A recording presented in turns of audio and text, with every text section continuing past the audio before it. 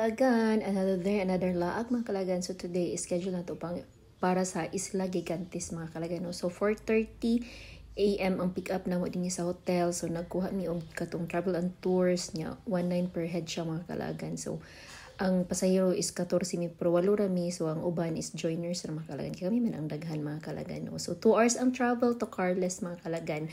So after 2 hours kami nakabot mig Bangkal Port and then mamahaw sa mi dinhi mga kalagan kay 8:30 pa man gyud ang kuha sa bangka mga kalagan. So naabot mi mga sayo mga 7 kapin. So namahaw sa mi, so na sila yung mga tapsilugan dinhi kay wala daw pagkaon dito sa island except sa inyo ha lunch nga libre sa travel and tours. Sa pagabotog 8:30 mga kalagan, so ni anami manakay nami sa bangka kay ang travel time from Bangkal Port paingon sa Gigantes Island is mga almost 1 hour gihapon mga kalagan. So among first stop mga kalagan no, is ang Tangki Lagoon mga kalagan. So makita nimo dinhi mo siya Palawan vibe mga kalagan ay. So di nimo makita kung asa siya pero na maghunong mi kadjot so na siya may nga port nga tungguanan lang sa mga bangka and then makita din nimo mosaka pa ka inside and ani is ang lagoon niya. Ang water is from the ocean. O diba, then makita nimo amazing kaayo siya. Actually nice kay siya makalagan. Makita na ko nga ko ano murag siya Palawan no. So wala ta kadto Palawan pero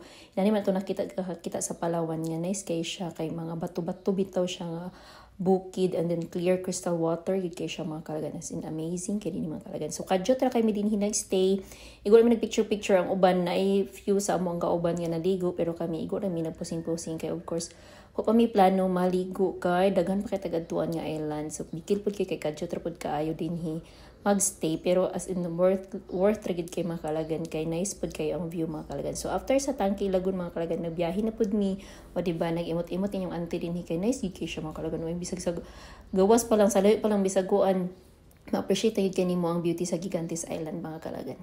So before day sa mong second island mga kalagan no, so giuna na mo ang lunch kay katong famous nga kuan nga area sa Gigantes daghan kay tawo. So dinhi lang sa mi sa Balbagon Island kay dinhi mi man ni udto sa amo ang only seafoods or only na mo scallop shell makalagan. So di kay kadunggo kay kuan layo ra ang bye-bye. So dinhi ra mi naglakaw ra mi ninaog ra mi kadto sa bangka mga kalagan. Pero grabe nice yapon kayo. So sa tanan nga island dinhi mora ni siya ang naay gipuy-an mga kalagan no. So pero limpyo gyapon kay ang tubig. So muni amo mga paniud to so only scallops as in grabe kadaghan ilang scallops mga kalagan. Ibisan pag masikag refill wa gyud problema mga kalagan. And then seafoods din ang uban like crabs and then fish nga gi-fried. So lingaw kay meal busog pud kay mga kalagan. So naka-break pod gamay sa kainit mga kalagan. So after lunch mga kalagan, so nagsugod na pod mi, nagprepare na mi kay para moadto na mi sa Cabugao Island which is mo na siya ang famous nga spot dinhi sa Gigantes mga kalagan. Kung makita ninyo mo gid na siya ang pinaka nice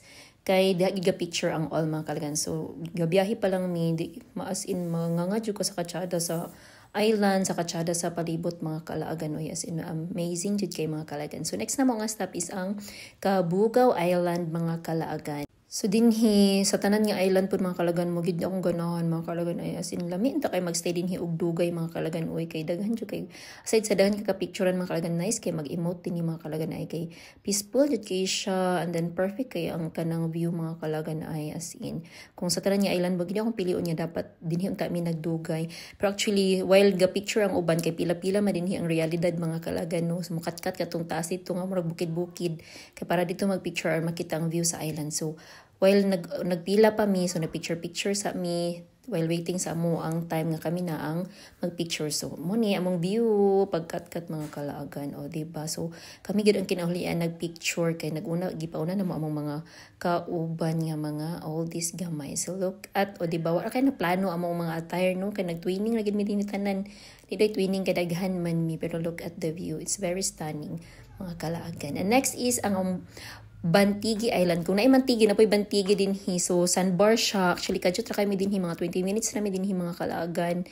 Kay kuan na hapon na siya maabta na mi og ulan. So mo to mga kalagan. Ang next day na mo mga kalagan is ang San Antonio Island. So dinhi mi nagdugay 1 hour mi dinhi kay na snorkeling dinhi na banana boat. Daghan kay mga activity dinhi nga pwede ninyo i-avail. Pero kami igura mi kaon-kaon ginagmay, and then picture taking, of course di gid mawala mga kalagan. Pero din higid nice kay nakaligo jud ni mga kalagan, walang nako na-upload akong video, pero kanang kuan dinalian na kay to nga pagkaligo mga kalagan, lami kay ang tubig, dili gid siya parat mga kalagan oy. And then asya mga monkey din mga kalagan, dili ako ang monkey mga kalagan, ako din ay mga monkey din sa bukid-bukid paani nga nanganaog that time wala mi ka video because kay na picture me busy kay yung anting picture oy. And then ang next nga island is ang Mini Boracay, pero wala mi nakahapit mga kalagan kay gina-restore pa daw siya kay nakuan pa siya sa Baguio mga kalagan. So gilabyan nang namo siya, pero makita namo from afar nga white beach siya mga kalagan. And then dito na din mi paingon sa amo ang last nga island. Ang kaning last na mong island nga tuan mga kalagan is nalabyan na namo ni ganina going to Gigantes Island, pero kay paulahira siya siguro mo ilang kuan ilang arrangement yun sa tour. Lahi to siya dito nga island mga kalagan, pero going there as in mamistud ka mo lami kay dili hawa sa Gigantes tungod sa katsada sa lugar mga kalagan. So you must try it mga kalagan. Kung mulaag mo og Iloilo ayaw gid wala ang Gigantes nga kanang tour mga kalagan. So mo ni siya ang last nga island mga kalagan, ang Pulo Pandan Island. So gamay ra kay siya no, and then compared sa other wala kay siya kanang mga shoreline kay batuon siya mga kalagan. So sa tanan pod sa mong bangka murag upat ra mi nga naog kay of course picture is the life mga kalagan. And then daghan pod siya sisi, pero nice gyapon kay siya, nagyapon siya mga portion na nice gyapon kay for picture taking, and then white sand gyapon siya at the same time, pero mangili nang jud kag area nga dili kay batuon mga kalagan. So kami na lagi gihulat of course, and then ang panahon gid mga kalagan kay ulan-ulan na din pagkahapon mga kalagan, pero all in all nalingaw jud ko na happy jud ko sa mga Gigantes nga tour mga kalagan. So lami kay mabalik din hiuban ng family mga kalagan. So mora to mga kalagan, uli na mi, bye.